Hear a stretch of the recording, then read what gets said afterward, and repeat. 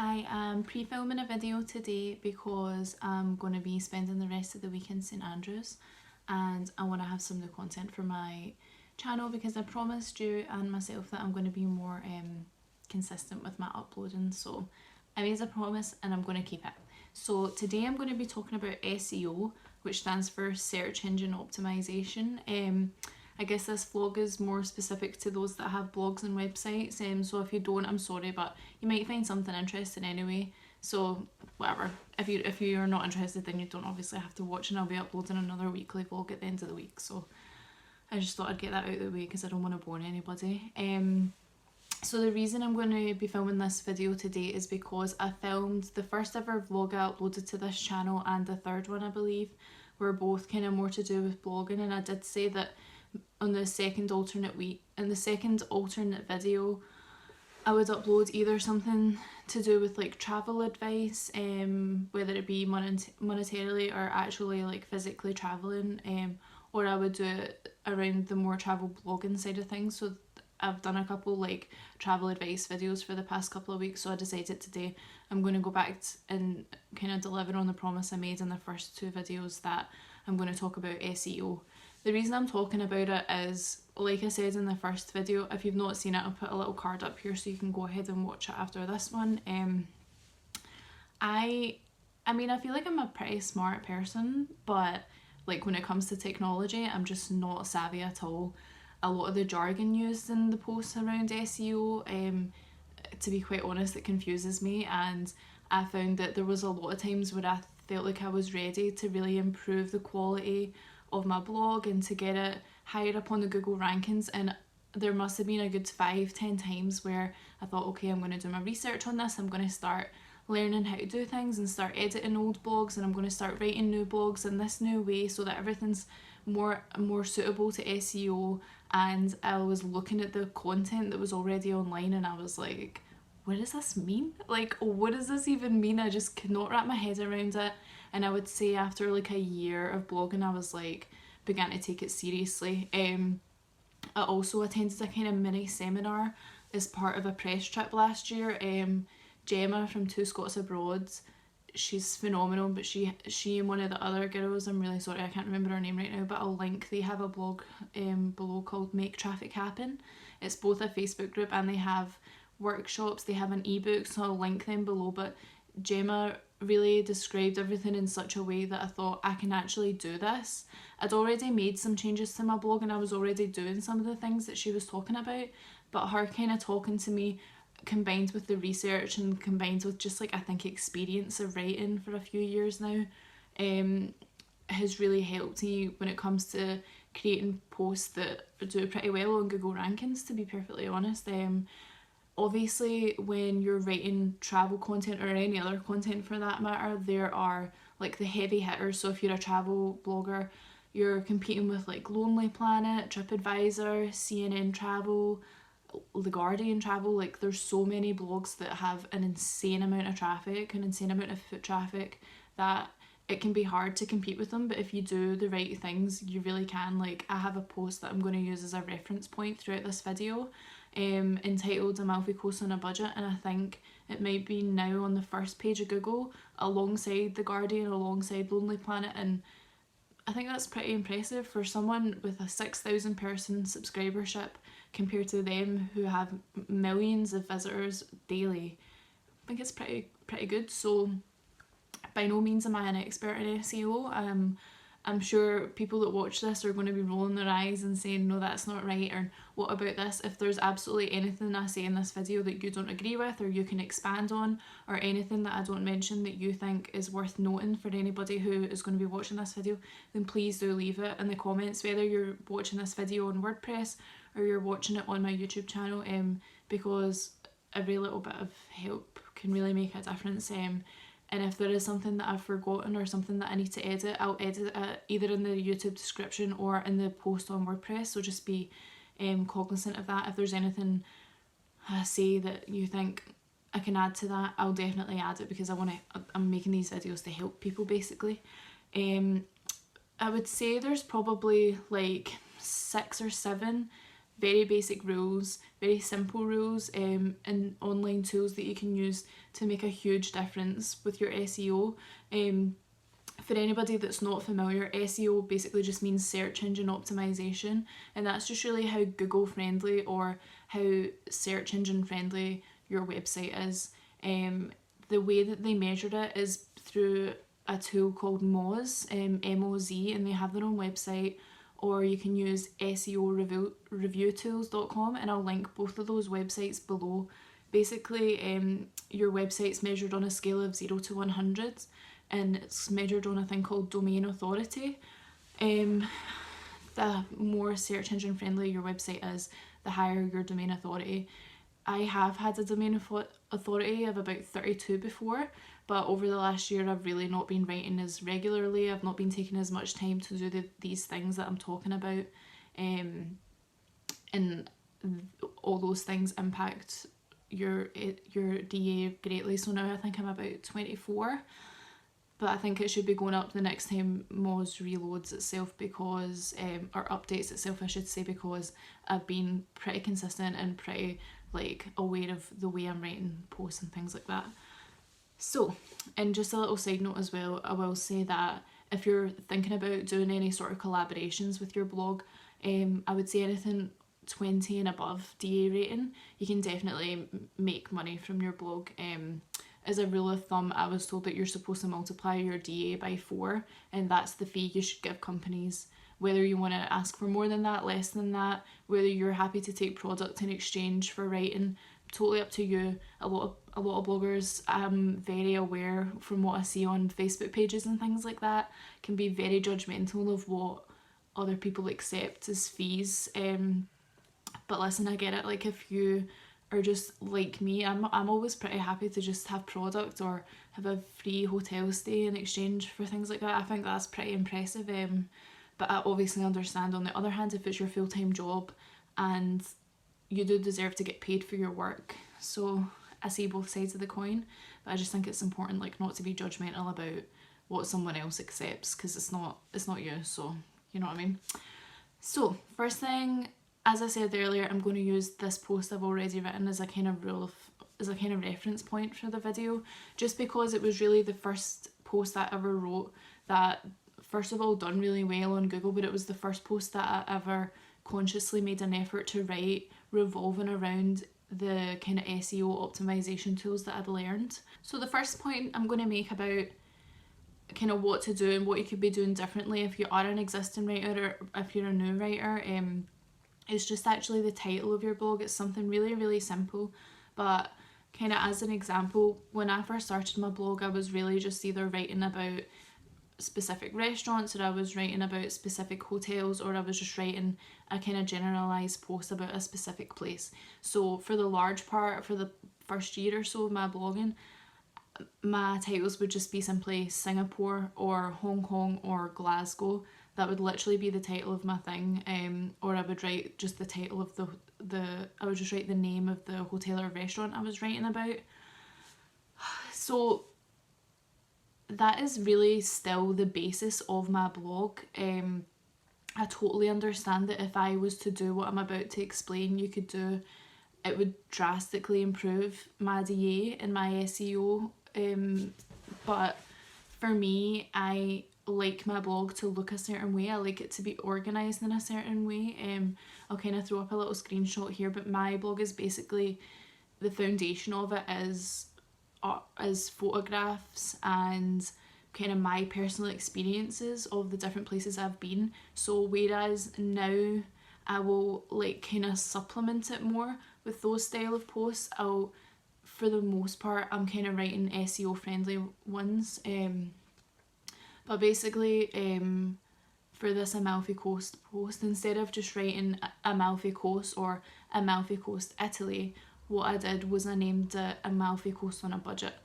The reason I done that was because I'm a student. Well, I'm not a student anymore technically, but the whole time I've been travelling, I'm just recently not a student, I've been on a really tight budget, and it's everything I write about is about frugality and how to do everything on a budget and how to keep your budget as low as possible. So I thought, why not, if I'm going to be writing about that anyway, why not make it so that anybody else who's wishing to go to the Amalfi Coast on a budget can find this post more easily.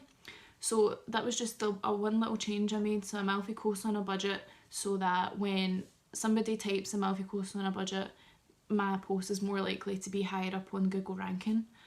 The second part is the kind of meta / SEO description, which is, again, I'll show you here. So I'll show you my post on Google. So this part at the top is the actual name of the post, and then this little subtext below is what I can edit and make the SEO description. So in the little SEO description, I made sure I mentioned kind of getting around, so transport around the Amalfi Coast, visiting Sorrento, Capri, Naples, Pompeii, things that people might be writing into Google and asking about, so that if it even slightly corresponds with what's in this little text box at the bottom here, again, mine will be higher up on Google. If you're not sure exactly what angle you want to take, so if you do have an experience you want to write about but you're not sure kind of where you want to go with it, you can also use Moz and use their keyword research thing. So I've made a little screen recording of how I found it here and what I searched for, and Moz actually recommends what kind of search terms are most frequently searched and how often every day they're searched. And then you can write, so you can opt either to write a post that is the most popular, but then again you would have the most competitors, or you can write something that's like a little bit more niche. And that's something that I would really recommend investigating and kind of finding out about your blog through yourself, really. And you can even ask like family and friends, you can ask your subscribers, why do you read my blog and what is it from my blog you find interesting, things like that. For me, I've really, I think, kind of found a calling as such, I'm not sure, in restaurant and hotel reviews and kind of getting around posts in particularly Southeast Asia. A lot of people, when I ask them why they like to visit my blog, they say because it's really informative. So now I just try to write more informative posts. I would just really recommend getting to know your audience, getting to know, you can use Google Analytics, again I'll show you down here. You can simply embed a code into your website and it will just update automatically. You can compare charts. If you change what you write about, you can compare, and it just shows kind of what people are searching to arrive onto your blog. It's important to know your audience, and it's also important to know your kind of direct competitors' audiences. So for me, I'm a young budget backpacker talking mostly about East Asia, so I can compare the content I have on my blog to other blogs that are maybe a little bit more high on Google, and I can be like, what are they doing that I'm not, what are they writing about that I'm not, and kind of not copy, I'm not saying copy, but just be more mindful of what you can write and what people are actually looking for, because the higher it is on Google, the more successful the post is. Another really small thing you can do is, so like I said, within this Amalfi Coast on a budget post, I kind of mentioned other locations in that region of southern Italy, and what I can then do is add hyperlinks to existing destination posts. Like I said, I have all these posts on the places I've been that I'm quite happy for them to remain like that. So in order to drive traffic to those posts and to increase my Google ranking on those posts, I will insert hyperlinks and internal backlinks from my original post to the other posts. I would just make sure that it's very easy for, it's either easy, whether that be you write things in bold, you underline them, you highlight them, or kind of make actual cues, so like click here to see my post on X, Y, or Z. Directing traffic from your blog to another blog strengthens your search engine optimization, and so does have an external backlink. So all that means is just that another external website has a hyperlink to a post on your website. And the way to go about doing that is either submitting articles, whether it be to newspapers, to guest blogging on other websites, if there's kind of online resources. I've been backlinked from travel websites in Sweden and things like that, but again, having SEO friendly posts makes it easier for these other resources to find your blog, so just keep that in mind. My god, the light in here is just not okay. Another really important tool is social media. So for me, I know that whenever I write about anything to do with Scotland in particular, I have a huge influx of social media traffic because I'm from Scotland. The majority of my friends on Facebook are from Scotland. Instagram's the same. I know that a lot of the people that follow my travel blogs Instagram follow it because they know I'm from Scotland and I do a lot of Scottish content. So again, it's really important to know and understand your market, know what they're looking for, and it's also important just to have those cues. So you can do auto sharing, especially I know on WordPress. I'm not sure about other blog platforms, but even if you can't do it automatically, make sure you're sharing your posts on Twitter, on Twitter, on Facebook, on Instagram, and there's a ton of Facebook groups and things like that, like bloggers supporting bloggers, UK travel bloggers, female travel bloggers, that I think once a week female travel bloggers is definitely on a Saturday, where you kind of do a favour for a favour. So I'll tweet someone else's post and then in return they'll tweet my post, and again just driving traffic will push your post up the Google rankings. And the last point is, although this might be really obvious, just make sure you're creating good, interesting, engaging content. If you are kind of doing picture heavy posts or you're doing literature heavy posts, make sure that the people that are coming to your blog are aware of what they're getting themselves in for. I also feel like it's important to have continuity in the style of posts you're creating. If I was all of a sudden to start writing about fashion, I think a lot of my subscribers would be like, where is she going with this? You want to keep people engaged. Again, having hyperlinks is helpful in that, because it means that if they like one of your posts, especially if they're new readers, that they'll tend to go and kind of go off in different avenues and explore more of your content. And obviously the longer they spend on your website, the more posts they look at, the more posts they click through to look at, especially. It'll drive your site up and up. I think Moz renews itself maybe once every 3 months, and in the beginning it can be very temperamental, I'm not gonna lie. I found in the beginning Moz to be quite disheartening, only because I was putting in so much effort, and I think I had a DA of 18 for about a year and a half, and then all of a sudden it shot up to like 28, and I was like, I've been doing the same thing I've been doing for so long. But obviously it's just the continuity of working as hard as I had been working, writing posts in a similar style, writing posts regularly, not writing every day for a week and then having 7 weeks off.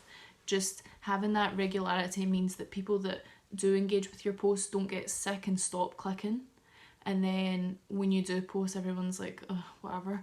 And then when you do post, just making sure you're taking on board all of these things that I've been talking about. So I'll just kind of go quickly through everything that I've spoke about. So number 1, make sure your title of your blog post is Google friendly, i.e. what you would type into Google or what you think someone else might type into Google relating to your post. And you can use SEO review tools as things to look up keyword searches, and they'll give you recommendations. 2 is the SEO description, that's a little bit below the title. Any additional information you might not be able to fit in the title, any kind of subtext that you think people might be asking about, or anything that's kind of specific to your post that you don't want to include in the title, just make sure you include that there, because you never know who could type that specific little word or sentence into Google, and then yours will come up and hopefully they'll click on your post. And number 3, utilise your social media channels for sure. You would be really amazed if you don't share anything on social media. It will make a huge difference, honestly. And obviously the more traffic you have, the higher your ranking will go. Number 4 is using backlinks, whether that be internal or external. If you're not sure how to insert hyperlinks, I'll leave a little link down below, like very simple little guides on how to do that. And number 5, create continuous, good quality and engaging content. And I think that's it. I mean, I know that might sound really simplified and really easy, but that really is how easy it is. Obviously there's so many more things you could do, but for me that's the tools I use. I feel like I have a really good readership, I feel like I have really good reader engagement. My click-through rate to other posts is, I'm very happy with it. My growth rate in the past 6 months has been really quite phenomenal, to be honest. I'm really happy with how fast my blog's growing, and I'm really happy with how fast this vlog channel's growing. This week I am graduating, so like I said, I'm going to St Andrews this week. I will be graduating and I'll be uploading a vlog, like documenting all of that, and then next week I'm going to be uploading a video all about the kind of Eastern European currencies, Northern European currencies, and the best cards and things like that. So if you have any questions on what cards you want to use, or how to convert cash, or whether you should carry cash or card, please just let me know and I'll be sure to answer it in the next video, and I will see you on Sunday with my vlog. Bye.